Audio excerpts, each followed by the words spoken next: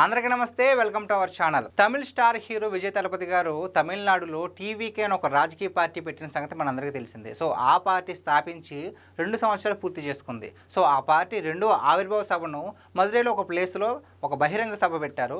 So ఆ సభకు వచ్చిన జనం చూసి ప్రతి ఒక్కరు షాక్ అయ్యారండి. ఎంత షాక్ అయ్యారంటే ఇసుకేస్తే రానంత జనం వచ్చారు. ఆఖరికి విజయ్ గారు కూడా చూసి ఎమోషనల్ అయ్యారు, ఎంతమంది జనం వచ్చారని. సో ఈ దెబ్బతో విజయ్ ఎలాగన్నా సరే తమిళనాడులో ఎలక్షన్స్లో గెలుస్తాడని చాలామంది నమ్ముతున్నారు. ఎంతమంది సపోర్ట్ ఇస్తున్నారా, ఎంతమంది జనాదరణ ఉందా, ఇంత అలాగ వచ్చి ఎగబడ్డారా, ఈయనకి ఎంత సపోర్ట్ ఇస్తున్నారా అని చెప్పేసి చాలామంది షాక్ కూడా ఉన్నారు. ఎక్స్పెక్ట్ చేయాలి అంతమంది జనాన్ని రెండో ఆవిర్భావ సభకి. సో ప్రతి ఒక్కరు కూడా ఇంక నెక్స్ట్ డిఎంకేని ఎలాగైనా సరే బీట్ చేస్తాడు విజయ్ అని చెప్పేసి చాలా ధీమాతో ఉన్నారు. కానీ కొంతమంది రాజకీయ విశ్లేషకులు ఏమంటున్నారు అంటే, ఫర్ ఎగ్జాంపుల్ చిరంజీవి గారిని చూసుకుంటే కనుక ప్రజారాజ్యం పార్టీ పెట్టారు.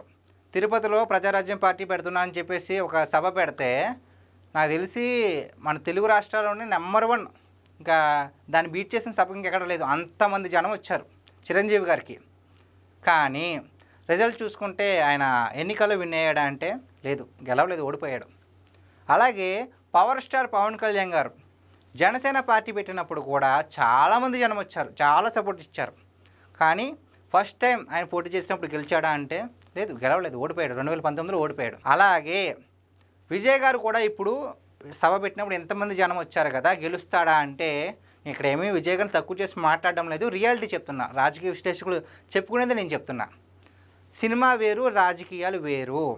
ఒక రాజకీయవేత్తతో పోలిస్తే సినిమా హీరోకి క్రేజ్ ఎక్కువ ఉంటుంది. ఆబ్వియస్లీ ఒప్పుకోవాల్సింది తప్పదు. సో సినిమా హీరోని చూడడానికి చాలామంది వస్తారండి. సో అదేవిధంగా చాలామంది వచ్చారు. చూస్తారు, ఒకసారి మీరు విజువల్స్ చూస్తే తెలిసిపోద్ది ఎంతమంది వచ్చారంటే షాక్, ప్రతి ఒక్కరు షాక్. ఇసుకేస్తారు రాలరు, అంతమంది వచ్చారు. సో ఇక్కడ ఎంతమంది వచ్చారు కదా, విజయ్ గారు గెలుస్తారా అంటే అది సినిమానే, రాజకీయమే.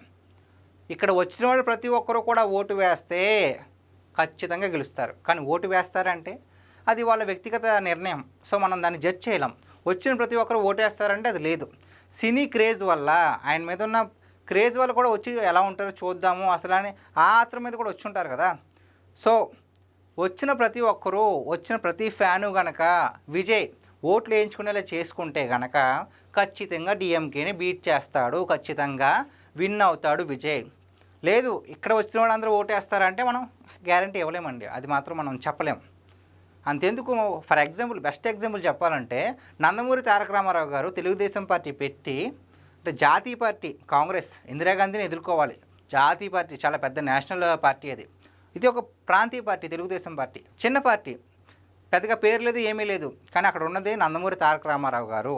సో దానివల్ల జస్ట్ 9 మంత్స్ అంటే 9 మంత్సే గ్యాప్ ఉంది. 9 నెలల గడువులోనే ప్రచారం చేసుకున్నారు. అక్కడ చాలామంది జనం వచ్చారు, సపోర్ట్ ఇచ్చారు. వచ్చిన ప్రతి ఒక్కరు ఓటు వేశారు.